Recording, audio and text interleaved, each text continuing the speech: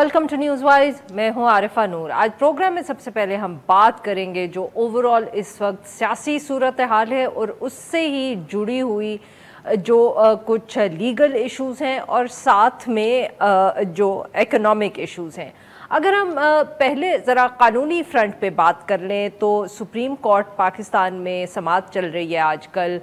जो तहकीकाती इदारों में जो इंटरवेंशन है या इंटरफेरेंस है उस हवाले से सुप्रीम कोर्ट केस सुन रहा है सो मोटो। अदालत ने ECL में जो शामिल अफराद हैं जिनकी बैरून मुल्क अगर वो ट्रैवल कर रहे हैं तो उनका जो सफ़र है या उनको जो इजाज़त मिलनी है बैरून मुल्क जाने की उसको वजारत दाखिला की इजाज़त से मशरूत कर दिया है। मीडिया रिपोर्ट्स के मुताबिक जो चीफ जस्टिस साहब हैं उमर अता बंदियाल साहब, उन्होंने रिमार्क्स भी दिए कि जो बाख्तियार शख्स हैं, अफराद हैं, उन्होंने ECL के रूल्स में तरामीम जो की हैं उनसे उनको खुद फ़ायदा हुआ है। मीडिया में चीफ जस्टिस साहब के जो ये रिमार्क्स हैं उन्होंने ये भी रिपोर्ट हुए कि अदालत जो है वो नज़र रख रही है कि कोई इदारा जो है वो तजावुज़ ना करे अपने अख्तियारात से, मगर फ़िलहाल अदालत नहीं चाहती कि कोई वो ऐसा हुक्म दे जिससे हुकूमत के लिए मुश्किलात हों। इसके साथ साथ पंजाब के अंदर भी सूरत हाल जो है वो आसान नहीं नज़र आ रही। एक तरफ तो असेंबली है, उसका भी हम जिक्र करेंगे, मगर जो अब बाई इलेक्शंस होने हैं वहाँ उस पर पाकिस्तान तहरीक इंसाफ की तरफ से बार बार ये इल्ज़ाम लगाया जा रहा है कि धांधली हो रही है और वो धांधली जो है उसके लिए वो इलेक्शन कमीशन को ज़िम्मेदार ठहरा रहे हैं। दबाव जो है वो पाकिस्तान तहरीक इंसाफ की तरफ से रोज़ बरोज़ बढ़ रहा है।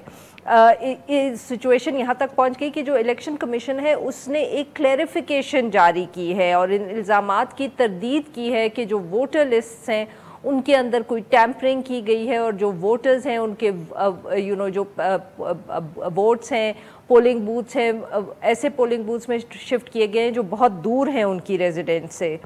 इलेक्शन कमीशन ने यह भी वाजे किया कि जो बाई इलेक्शंस होंगे वो मौजूदा वोटर लिस्ट पे होंगे और उनमें कोई हल्का बंदियों में या वोटर लिस्ट में तब्दीली नहीं की गई। दूसरी तरफ हुकूमत के ऊपर जो मुआशी एक प्रेशर है वो अभी बरकरार ही है। पेट्रोल, बिजली और गैस की जो कीमतें हैं उनमें इजाफा तो हो कर भी लिया है, कहा जा रहा है और भी होगा, मगर फिर भी मज़ीद जो पाकिस्तानी रुपए की वैल्यू है उसमें कमी आ रही है। डॉलर जो है वो रोज़ बरोज़ स्ट्रेंथन हो रहा है और जो IMF है उसकी तरफ से भी जो बातें या ऐलानात सामने आ रहे हैं वो कोई जिसको कहते हैं ना don't seem very promising. IMF ने यह भी कहा है कि जो बजट प्रेजेंट किया गया असेंबली में उसका फंड बाज़ाब्ता तौर पर जायज़ा लेगी और देखेगी कि वो कितना अप्रोप्रिएट है या नहीं। सियासी महाज पर भी पाकिस्तान तहरीक इंसाफ का जो दबाव है वो जारी है। वो बार बार अभी भी इमीडिएट इलेक्शंस की बात कर रहे हैं। साबिक वफाकी वजीर फवाद चौधरी साहब का एक ताज़ा तरीन बयान सामने आया है जिसमें उन्होंने कहा है कि एक हिकमत अमली थी पाकिस्तान तहरीक इंसाफ की जिसकी वजह से उन्होंने उस लॉन्ग मार्च को कॉल ऑफ किया है और अब वो नए लॉन्ग मार्च की भी प्लानिंग कर लेंगे। इन सारे इशूज़ पे बात करने के लिए आज हमारे साथ मौजूद है सेनेटर डॉक्टर मुसद्दिक मलिक साहब, वजीर मुमलिकत हैं बराए पेट्रोलियम, सीनियर रहनुमाए Pakistan Muslim League Nawaz. Welcome to the show sir. बहुत शुक्रिया, thank you for joining us sir. Doctor साहब, अगर थोड़ी सी पहले हम बात कर लें जो आज सुप्रीम कोर्ट में रिमार्क्स आए हैं ECL के हवाले से, सर ज़रा हम कह सकते हैं कि एम्बैरेसिंग है आपकी हुकूमत के लिए सुप्रीम कोर्ट का ये कहना कि आप लोगों ने या जो इस वक्त की हुकूमत है उसने तरामीम की हैं इन रूल्स के अंदर अपने आप को फ़ायदा देने के लिए। पहली बात तो ये कि उन तरामीम का ECL से तो कोई ताल्लुक नहीं है। जो तरामीम है वो तो NAP के कानून में की गई हैं और वो तरामीम इस वजह से की गई हैं कि आपने देखा है कि अब तक जो किसी के ऊपर 35 किलो हेरोइन या 15 किलो हेरोइन का केस डाला हुआ है, किसी के ऊपर 4 साल से केस चल रहा है, मगर जब हाई कोर्ट के अंदर बेल हेयरिंग जाती है, मैं शाहिद खाकान अब्बासी साहब की बात कर रहा हूँ, तो जवाब ये निकलता है कि आप ये इल्ज़ाम लगा रहे हैं कि शाहिद खाकान अब्बासी साहब ने जब वो वज़ीर थे तो हुकूमत अमरीका को इन्फ्लुएंस करने के बाद USAID के ज़रिए एक कंसल्टेंट लगाया जिसने बताया ये तजावीज़ पेश की, इस बुनियाद के ऊपर आप उन पे मुकदमा कर रहे हैं। या जिस तरह एहसन इकबाल साहब का केस सामने आया जिसमें ये कहा गया कि आपने उसको पकड़ लिया जिसने ये नया स्पोर्ट्स कॉम्प्लेक्स बनाने की इजाज़त दी थी, तो कहा नहीं उसको तो नहीं किया। शामिल तफ्तीश किया, कहा शामिल तफ्तीश भी नहीं किया।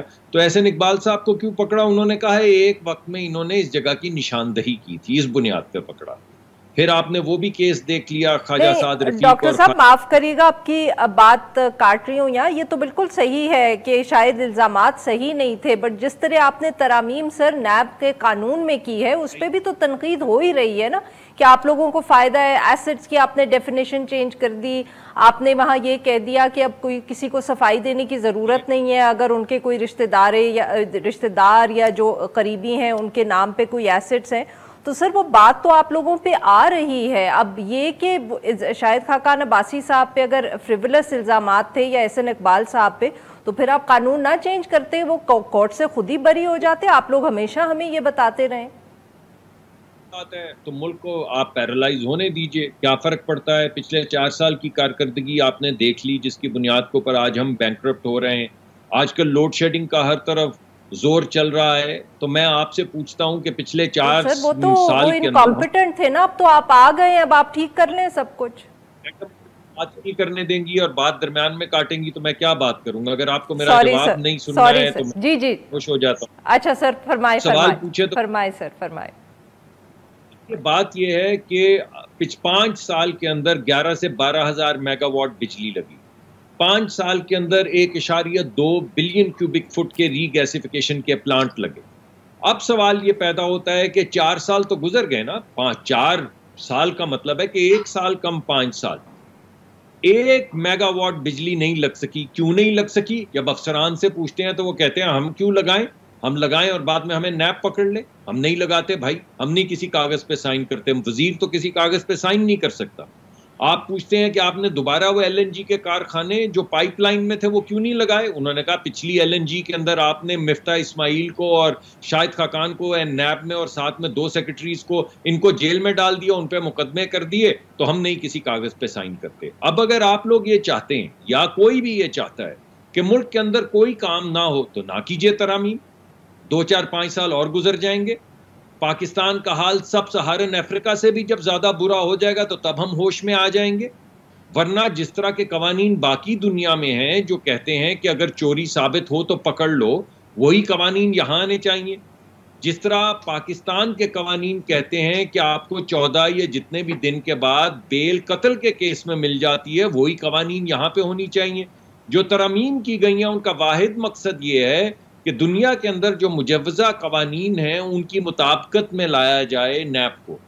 जो बेल के कवानीन हैं, इल्जामात के कवानीन हैं। लेकिन अगर आप समझते हैं, मैं आपसे, मेरा मतलब आप नहीं, मुझे पता है आप बड़ी प्रोग्रेसिव थॉट की मालिक हैं, लेकिन अगर मुल्क का मुकदमा ये है कि कोई काम ना हो, कोई सेक्रेटरी किसी कागज पे साइन ना करे, बेशक बिजली ना लगे, बेशक गैस ना आए, बेशक मुल्क बर्बाद हो जाए, बेशक बैंकरप्सी हो जाए, तो ठीक है फिर नहीं करें तब्दील, क्या फर्क पड़ता है?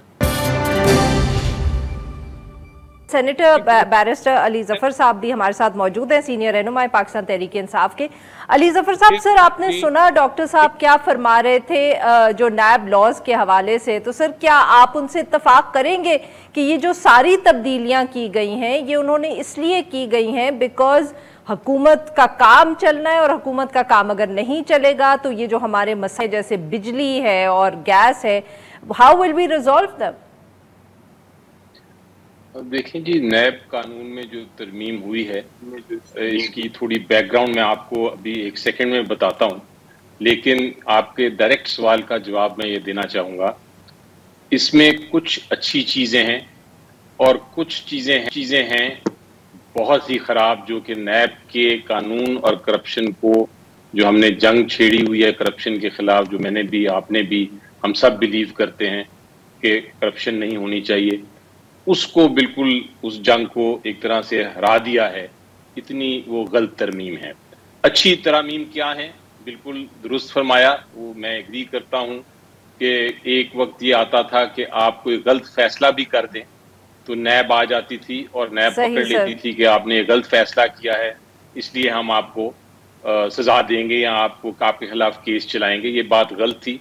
उसकी वजह से ब्यूरोक्रेसी भी और जो अच्छे काम करने वाले थे वो भी कहते थे हमने काम करना ही नहीं, क्योंकि हमें नैब पकड़ के ले जाएगी अगर कोई गलती हो गई। यहाँ तक तो ठीक था, लेकिन एक जो कानून है पूरी दुनिया में, उसका दूसरा एस्पेक्ट कि जब आप एक पॉलिटिशियन हो या आप एक ब्यूरोक्रेट हो या आप कोई भी पब्लिक ऑफिस होल्डर हो और आपके जो असासे हैं वो आपकी आमदनी से बहुत ज़्यादा हों, तो फिर आपको ये एक्सप्लेन करना पड़ता है, आपको ये बताना पड़ता है कि वो असासे कहाँ से आए। अगर आप एक्सप्लेन नहीं कर सकते तो फिर इसका मतलब है आपने ये असासे जो हैं वो किसी करप्शन के ज़रिए या किसी गलत काम करके, मनी लॉन्ड्रिंग करके बनाए हैं। तो ये वाला जो एस्पेक्ट था, इसको तब्दील करने की बिल्कुल ज़रूरत नहीं थी, क्योंकि पूरी दुनिया में यही है कि अगर आप पब्लिक ऑफिस होल्डर हैं, आपके पास असासात ज़्यादा हैं, आपकी तनख्वाह 1 लाख रुपया है, 10 करोड़ रुपए के आपने जायदाद बनाई हुई है या आपके अकाउंट्स हैं, तो फिर आपसे पूछा जाएगा कि ये जो 10 करोड़ आया ये कहाँ से आया, और आप नहीं बता सकते तो फिर वो जुर्म समझा जाता है। ये चीज में तब्दीली जब नैब कानून में इस किस्म की तब्दीलियां आ गई तो उससे शक ये होता है, और उससे ये शक एक तरह यकीन में तब्दील हो जाता है कि ये जो हुकूमत आई है ये सिर्फ 2 मकसद के लिए आई थी। एक मकसद उनका ये था कि हमारे खिलाफ जो केसेस हैं वो हम नैब के कानून में तब्दीली करके तो हम अपने केसेस खत्म कर लें, और दूसरा ये कि हम जो इलेक्ट्रल रिफॉर्म है, जो ईवीएम है और जो ओवरसीज वोटिंग की जो दिया था हमने इजाजत की उनके भी वोट्स काउंट होंगे, वो उसको निकाल दें। तो ये और आर्था मैं आपको एक और बात बताऊं, मुझे बहुत अफसोस हुआ। आपको पता है जब हम लेके आए थे ये दोनों कवानीन, जो आपके एक कानून था ईवीएम पे और एक कानून था ओवरसीज पाकिस्तानीज पे, तो हमने भी ये कानून एक तरह से बहुत जल्द पास करा दिया था, हमने उस पर ज्यादा डिबेट नहीं कराई थी।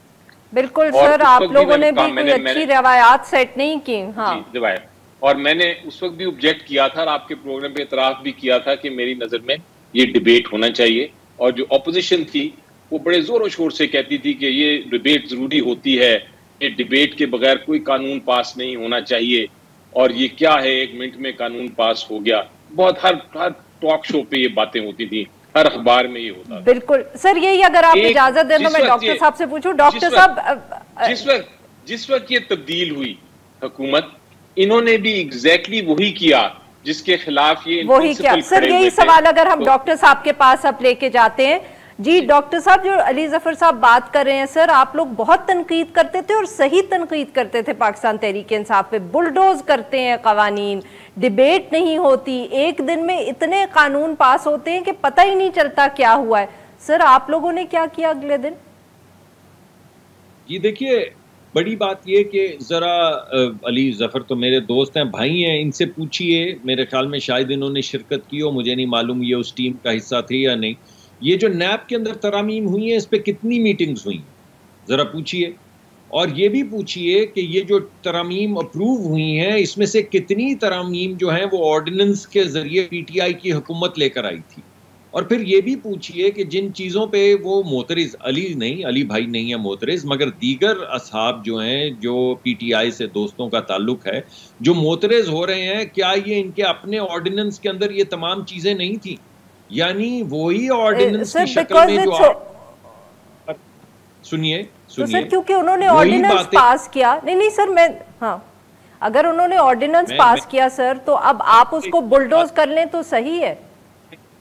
आपको कह रहा हूं ये थ्रेड बेयर डिस्कस हो चुकी हैं। ये है पॉइंट कि ये चीजें पर न जाने कितनी मीटिंग्स हुई जिसमें पीटीआई भी शामिल थी, तमाम सियासी जमातें शामिल थी। ये थ्रेड बेयर डिस्कस हुई थी। इनके मुसव्वदे हर तरफ से, जो हुकूमती मुसव्वदा था, जो अपोजिशन का मुसव्वदा था, जो कमेटी बनी थी, उसकी जो डिलिब्रेशंस थी, उनके मिनट्स जो थे, वो सब कुछ पूरे 1-1.5 साल का काम जो था वो तैयार पड़ा हुआ था, जिसकी वजह से ये एक एक्सपीडाइटेड तरीके से हुआ।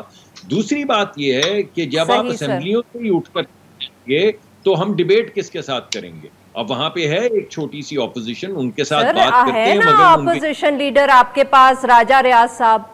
कमाल कर रहे हैं आप, ये अगर चले गए तो राजा रियाज साहब है ना ऑपोजिशन लीडर आपके पास, जो आपके टिकट पे अगला इलेक्शन लड़ेंगे। और आपसे यही गुजारिश है ना, हम बैठे हुए।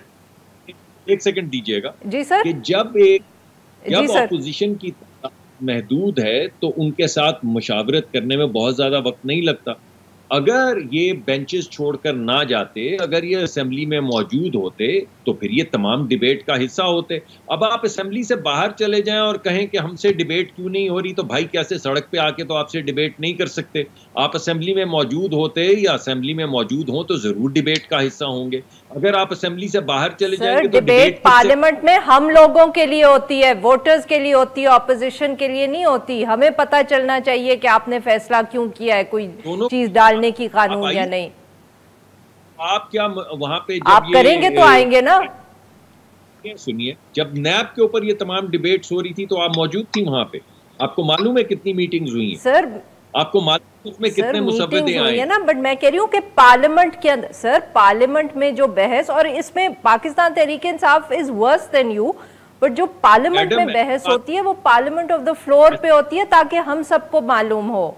ये कह देना कि कमेटी में आपने डिस्कस कर लिया, वो काफी नहीं है। जो आप बात कह रही हैं वो पार्टली दुरुस्त है, क्योंकि असल डिबेट जो है वो कमेटी में होती है थ्रेडबेयर। पार्लियामेंट के फ्लोर के ऊपर तो ज्यादातर सियासी तनकीद होती है। जो सब्सटेंटिव डिबेट होती है हर चीज के ऊपर, वो उस कमेटी में होती है, जहां पे 6-6 घंटे 4-4 घंटे डिबेट चलती है और तमाम जर्नलिस्ट जो हैं वो वहां पे दीवार के साथ बैठे हर एक का नुक्ता नजर सुन रहे होते हैं। ये तमाम डिबेट्स जो हैं ये थ्रेडबेयर हुई हैं, इसके मुसव्वदे एक्सचेंज हुए हैं, वो अखबारों में आए हैं। फिर आपको याद होगा 1-2 दफा इल्जामात भी लगे, यानी पहले माने फिर कहा कि ये तो हमसे एनआरओ मांग रहे थे, मगर छोड़ दीजिए, वो तो सियासी बात है। असल बात ये है कि सब्सटेंटिवली ये चीजें थ्रेडबेयर डिस्कस हो चुकी हैं। जहां तक ईवीएम का ताल्लुक है, ईवीएम फ्रांस से हटाई गई, पूछिए क्यों। यूनाइटेड किंगडम से हटाई गई, पूछिए क्यों। जर्मनी से हटाई गई, पूछिए क्यों। नेदरलैंड से हटाई गई, पूछिए क्यों। ये तमाम ऑस्ट्रेलिया से हटाई गई, पूछिए क्यों। उसकी वजह यह है कि हर मुल्क, ये हमसे सबसे, ये तमाम ममालिक जिनका मैंने नाम लिया हमसे ज्यादा तरक्की याफ्ता हैं, टेक्नोलॉजी के लीडर हैं, वहां पे ये इंस्टॉल करने के बाद पता चला कि इवन उन ममालिक में जहां पे कोई फजिंग की, चोरी इलेक्शन की रिवायत नहीं, वहां पे भी फजिंग हो सकती थी, जिसकी वजह से वहां से हटाया गया। इस वजह मौसर तरीकाकार हमें सामने है, ऐसी मशीनें जो फज हो सकती हों उन्हें नहीं सामने लाना। बिल्कुल ठीक जी। नाज़रीन, यहाँ पे लेंगे एक छोटा सा ब्रेक, और वापस आएंगे अपने मेहमानों से गुफ्तगू जारी रखेंगे। Stay with us. Welcome back नाज़रीन। हम गुफ्तगू कर रहे हैं सेनेटर डॉक्टर मुसद्दिक मलिक साहब से और बैरिस्टर अली ज़फ़र साहब से, और हम उनसे बात करें जो ओवरऑल सियासी सूरत हाल है। अली ज़फ़र साहब, सर आजकल पाकिस्तान तहरीक इंसाफ में भी, जिसको कहते हैं ना, काफ़ी ऊपर नीचे लोग किए जा रहे हैं। हामिद खान साहब से, जिनसे इमरान खान साहब भी नाराज़ थे, वो इमरान खान साहब से नाराज़ थे, उनसे मुलाकात हुई है खान साहब की रिसेंटली, और अब लोग कयास ये कर रहे हैं कि you will be shown the door. I am sure जो हायर अप्स जो भी सोचते हैं that is always the best for the party, लेकिन ऐसी बात नहीं है। असल में मेरा ख्याल है कि मैं तो यकीन रखता हूं कि जो भी नाराज छोड़ के चले गए हुए हैं पीटीआई से, उनको वापस आ जाना चाहिए, और पीटीआई को भी उनको ओपन आर्म्स के साथ, उनको बड़ी खुशूबी के साथ वेलकम करना चाहिए और वापस ले आना चाहिए। अगर तो ये हो गया तो मेरा ख्याल है, सारी बात हो रही है कि शायद लीगल एडवाइस जो मिल रही है खान साहब उससे खुश नहीं है, इसलिए हामिद साहब को वापस बुलाया गया। Is there any truth to this? नहीं, मेरा ख्याल है कि आप गौर कर रही हैं कि हमारे पीटीआई में एक बहुत बड़ी मूवमेंट हुई है, जिसमें ना सिर्फ पब्लिक, ना सिर्फ लेबर से, ना सिर्फ मुख्तलिफ बिजनेस हाउसेज से, ना सिर्फ डॉक्टर्स की तंजीमों से, बल्कि बार काउंसिल से भी, और बार जो हमारी मुख्तलिफ वकला हैं तंजीमें, उनसे भी लोग शमूलियत कर रहे हैं धड़ाधड़ हर रोज़ तकरीबन पीटीआई में। तो उसी एक वेव में, उसी एक जो एक चल रहा है सिलसिला, उसी सिलसिले में मेरा ख्याल है कि बात हुई है, और वो अब वापस आने को अगर तैयार हो गए तो मेरा ख्याल है हमारी लीगल टीम उससे मजबूत हो जाएगी। और लेकिन ऐसी बात नहीं है कि उनको कोई खाली कोई स्पेशल केस के लिए लाया गया है, उनको as a political figure, as a bar leader, उनको जिस तरह बाकी लोग वापस शामिल हुए हैं, वो उनकी तो जमात थी, बल्कि वो तो मेरा ख्याल है शुरू से उसमें थे, जब से जमात बनी थी, और कुछ नाराजगी की वजह से छोड़ गए थे, जिसकी वजाहत उन्होंने बताया भी है पिछले। नजरियाती लोग अब वापस आ रहे हैं सर, क्योंकि जमात भी नजरियाती हो रही है। लेकिन मैं एक बात करना चाह रहा था आपसे। जी sir, very quickly, I have very little time. जी फरमाइए सर। मैं सिर्फ आपसे ये कहना चाह रहा था कि ये जो नैब के कानून का और जो इलेक्शन रिफॉर्म वाले कानून थे, ये सेनेट में पेश हुए थे। सेनेट में उस दिन मैं खुद ही था, 3.5-4 मिनट में वो पास हुए थे विदाउट डिबेट। पहले डॉक्टर साहब हमारे साथ होते थे और सेनेट में बैठे होते थे, लेकिन आजकल वो नजर नहीं आ रहे, क्योंकि उनकी मसरूफियात, अब वो बड़े आदमी हो गए सर, मसरूफ हो गए, बड़े आदमी हो गए। और सर इसी मसरूफियत के हवाले से अगर आप इजाजत दें तो हम बड़े आदमी से सवाल बड़ा अहम सा पूछ लें, वक्त कम है। डॉक्टर साहब, IMF का जो रिस्पॉन्स आया है बजट के ऊपर, दैट क्या कहें उसको सर? इकोनॉमी तो जो आप लोग कहते थे आप एक्सपीरियंस्ड हैं, कॉम्पिटेंट हैं, उसको संभाल लेंगे, ना डॉलर कहीं खड़ा हो रहा है, ना आप लोगों का जो बजट है वो IMF अप्रूव कर रही है 5 मई से। सो सर ये कब तक आप स्टेबलाइज करेंगे और क्या करेंगे अब ये जो बजट के ऊपर ऑब्जेक्शंस आ गए IMF की तरफ से? देखिए, पहली बात तो ये है कि बजट तो अप्रूव करना है पार्लियामेंट ने, IMF ने नहीं। हमारी कोशिश है कि IMF से ऑन आवर ओन हम निगोशिएट करें। कुछ उनके एतराज़ात जो सामने आ रहे हैं वो पिछले 3-4 साल की कारकर्दगी पे हैं। मसलन मैं आपको एग्जांपल देता हूं कि पिछले 1 साल के अंदर 1100 अरब की सब्सिडी जो है वो बिजली में दी गई है। 1.1 ट्रिलियन रुपए की, यानी 1100 अरब रुपए की सब्सिडी सिर्फ बिजली में 1 साल में दी गई है। सर्कुलर डेट आपको याद होगा 0 होता था, सिर्फ सर्कुलर डेट नहीं होता था। अभी इस वक्त जो है 1.4 ट्रिलियन रुपए का या 1400 अरब का सर्कुलर डेट है सिर्फ। अगर आप मुझे अब मैं आपको ये बता रहा हूँ, पाकिस्तान तहरीक इंसाफ इल्जाम लगाती थी कि आप लोग गैस सेक्टर में सर्कुलर डेट शुरू करके गए हैं। देखिए, मैंने तो आपको अभी बताया है कि पिछली सिर्फ सीजन के अंदर, ये पिछली सर्दियों में 162 अरब रुपए की LNG लेके पिछली हुकूमत ने बेची 97% डिस्काउंट पे। यानी जो 4000 या 4400 रुपए की गैस आ रही थी उसको 132 रुपए में बेचा गया। ये पिछले साल में हुआ है, जिसकी वजह से 162 अरब की सब्सिडी जो है या सर्कुलर डेट जो है वो खड़ा है। सिर्फ वो हमारे डोमेस्टिक कंज्यूमर को जो सब्सिडी दी गई है। अब मैं 18 अरब की सब्सिडी, 80 अरब की सब्सिडी मुख्तलिफ सेक्टर्स को, इंडस्ट्रियल सेक्टर को और फर्टिलाइजर्स को, अब सवाल ये पैदा होता है इसकी वजह से IMF के ऑब्जेक्शंस हैं बजट के ऊपर, इस वजह से हैं, और इसी वजह से वो ये कह रहे हैं कि आप, ये मुल्क दिवालिया हो जाएगा, इस वजह से आप जो हैं कोई थोड़ी सी रिस्पॉन्सिबल चीज करें। हम वही रिस्पॉन्सिबिलिटी उठा सकते हैं जो हमारे गरीब अवाम उठा सकते हैं। सो जहां पे हम कीमतें बढ़ाते हैं। अच्छा sir, I am running out of time, माफ करिएगा आपकी बात काट रही हूँ। मुझे बताएं कि ये कब तक आप लोग कहना छोड़ देंगे कि पिछली हुकूमत ये करके गई? क्योंकि ये हम पाकिस्तान तहरीक इंसाफ पे भी इल्जाम लगाते थे और तनकीद करते थे कि बस कर दें, अब आगे की बात करें। आप हमें बताएं कि ये अब आप कब कहना छोड़ देंगे पिछली हुकूमत ने ये किया और वो किया, आप ठीक करेंगे, कब करेंगे चीजों को? ये बहुत अच्छा आपका सवाल है। आप गालिबन भूल गई, हो जाता है कभी शाम को मगरिब से पहले ऐसे या मगरिब के अराउंड कि हमें आए हुए 2 महीने हुए। सर ऐसा नहीं है कि नहीं, चलिए आप मोतरज हो जाइए। मैं तो सिर्फ याद दहानी के लिए, ये थोड़ी कह रहा हूँ कि आप जान के कर रही हैं। मैं तो सिर्फ याद दहानी करवा रहा हूँ कि 60 दिन हुए हैं या 70 दिन हुए हैं इस हुकूमत को आए हुए। अभी हम इसको इंशाल्लाह, हमने तो आज भी जो फैसले कर रहे हैं, हम ये कह रहे हैं कि अगर और चलाएंगे ये कि पिछली हुकूमत ने ये किया, पिछली हुकूमत या साल, मैं बता देता हूँ, 3 से 4 महीने लगेंगे हमें स्टेबलाइज करने में इकोनॉमी। उसके बाद इकोनॉमी इंशाल्लाह वापस सही समत में चलनी शुरू हो जाएगी और डेवलपमेंट और ग्रोथ के आसार जो हैं वो विजिबल होना शुरू हो जाएंगे। और बतदरीज जो है इंशाल्लाह 3-4-5 महीने के बाद महंगाई भी नीचे की तरफ आनी शुरू हो जाएगी। मगर जो हमने मलबा उठाया है भाई, उसे सफाई तो करनी है ना। अब आप 4 साल को एक तरफ रख के बोलें, आप क्यों कह रहे 4 साल तक आप सुनते रहे सब लोग कि पुरानी हुकूमत। हमें आए 60 दिन हुए हैं, जरा 3-4-5 महीने गुजर लेने दीजिए। उसके बाद अगर पॉलिसीज के नतीजे में कोई चीज सही सब तरफ नहीं जाती तो फिर आपका मुकदमा बिल्कुल सही ठीक होगा। सर, बिल्कुल ठीक। अभी अब 30 सेकंड्स है। Ali Zafar sahab, would you like to add something sir? सिर्फ इतना कहूंगा कि बजट मैंने देखा है, उस पर आप मेरी स्पीच जरूर सुनिएगा जो सेनेट में मैं करूंगा।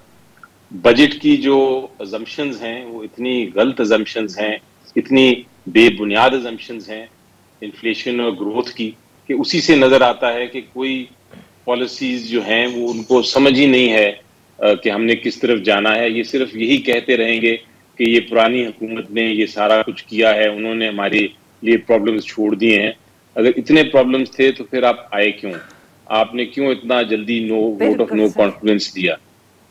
तो ये मेरा बहुत बहुत शुक्रिया हमारे दो मेहमानों का, उन्होंने वक्त निकाला। नाजरीन, यहाँ पे लेंगे एक छोटा सा ब्रेक को। जब हम ब्रेक से वापस आएंगे तो हम बात करेंगे जो पंजाब में आज सूरत हाल रही है उस पे। Stay with us.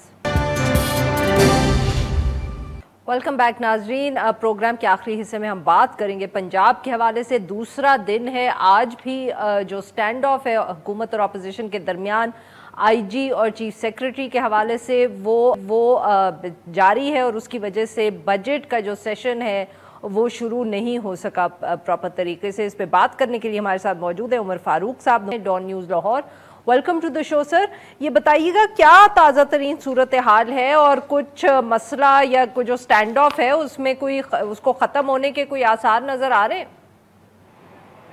जी आरफा, कई बार मुज़ाकरात जो हैं वो हो चुके हैं अपोजिशन और पंजाब हुकूमत के दरमियान, और इस वक्त भी मुज़ाकरात जो हैं वो जारी हैं। लेकिन अब जो है वो कमेटी थोड़ी सी मुख्तलिफ है। अब मुस्लिम लीग नून की जानिब से राना मशहूद शरीक हैं, इसके साथ साथ वज़ीर मुमलिकत बराए दाखिला अब्दुर्रहमान कांजू भी इस मुज़ाकराती कमेटी का हिस्सा हैं, जो कि अपोजिशन के साथ गुफ्तगू कर रहे हैं। एक तो उनका मुतालबा ये है कि मुकदमात जो हैं वो वापस लिए जाएँ, ख्वाह वो उस दौर के हों जब यहाँ पर हंगामा आराई हुई, उस वक्त जो मुकदमात दर्ज किए गए, या फिर आज़ादी मार्च के दौरान जो मुकदमात दर्ज किए गए उनको वापस लिया जाए। इसके साथ साथ ये भी मुतालबा है जिस पर मुस्लिम लीग नून और अपोजिशन के दरमियान जो है वो डेडलॉक बरकरार है, और वो मुतालबा ये है कि आईजी पंजाब को और चीफ सेक्रेटरी को हाउस में बुलाया जाए और इस दौरान तकारीर करें। माफ करिएगा आपकी बात यहाँ काट रही हूँ, बट जब कल रात को गुज़िश्ता रात को ये इत्तला आई थी कि जी मामला तय हो गए हैं, आज 1 बजे सेशन होगा और उसके अंदर बजट प्रेजेंट होगा,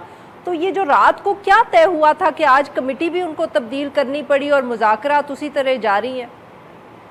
जी, हतमी तौर पर कुछ तय नहीं हुआ था कल भी, और कल भी जो स्पीकर ने इजलास मुलतवी किया था वो ये कहकर किया था कि वो इजलास को मुलतवी करते रहेंगे जब तक आईजी पंजाब पुलिस और चीफ सेक्रेटरी हाउस में नहीं आएंगे और उनकी बात नहीं सुनेंगे। और अब पीटीआई का ये मुतालबा है कि कम अज़ कम ऐसा तो हो कि वो गैलरी में आकर दोनों अफसरान बैठें और पीटीआई के जो रहनुमा हैं, यहाँ पर जो MPAs हैं, उनके जो अपोजिशन लीडर हैं सब्तैन खान, वो बात करें, गुफ्तगू करें, अपनी तकारीर करें और उसमें ये बताएँ कि क्या पुलिस का रोल था, क्या ब्यूरोक्रेसी का रोल था आज़ादी मार्च के दौरान, और किस तरीके से छापे मारे गए पीटीआई के लोगों के घरों पर। तो वो तमाम तर तफसील जो है वो ऐवान में बताना चाहती है और रिकॉर्ड का हिस्सा। हुकूमत तैयार हो गई है केसेस वापस लेने पे? जी, पंजाब हुकूमत ने गुज़िश्ता रोज़ ये कहा था कि कुछ वक्त दें हमें, तो हम ये केसेस जो हैं आहिस्ता आहिस्ता इनको खारिज करेंगे, लेकिन ड्यू प्रोसेस जो है उसको उसके तहत। लेकिन अब जो है मुस्लिम लीग नून जो है वो फ्लेक्सिबिलिटी शो उस तरीके से नहीं कर रही, और वो ये कह रहे हैं कि आप पहले बजट इजलास कराइए, क्योंकि बजट जो है वो सेशन एक अहम मामला है, बजट रुका हुआ है पंजाब का, इसको ऐवान में पेश हो लेने दें, तो उसके बाद जो है हम इस पर तफसीलन बात कर सकते हैं। कल बतौर जमानत जो है कमेटी क्यों तब्दील की है पाकिस्तान मुस्लिम लीग नवाज ने? जी, जो पहले मलिक अहमद खान जो इस कमेटी का हिस्सा थे, उनका ये कहना है कि वो ये समझते हैं कि उनके साथ एक धोखा हुआ है, क्योंकि कल अपोजिशन ने एक कमिटमेंट की थी कि बजट को पेश करने की वो हामी भर ली थी उन्होंने, और बजट पेश किया जाना था, इस बात की हामी भर ली थी, लेकिन इससे वो फिर बैक ऑफ हो गए। और वज़ीर आला भी इसी सिलसिले में ऐवान में मौजूद थे और वो आए थे। इसी दौरान एडिशनल चीफ सेक्रेटरी दाखिला जो हैं उनको भी बतौर ज़मानत के बुलाया गया था, लेकिन चूंकि वो बैक ऑफ हुई, इसलिए राना मशहूद जो हैं वो राना मलिक अहमद खान जो हैं, माफ कीजिएगा, वो हमारे लिए वक्त निकाली। आज के लिए बस इतना ही। We'll be back tomorrow at the same time. हर पीर से जुमे अपना पसंदीदा शो न्यूज़ वाइज यूट्यूब पर देखने के लिए डॉन न्यूज़ के ऑफिशियल चैनल पर आएं और सब्सक्राइब करना मत भूलें। बेल आइकॉन को प्रेस करें।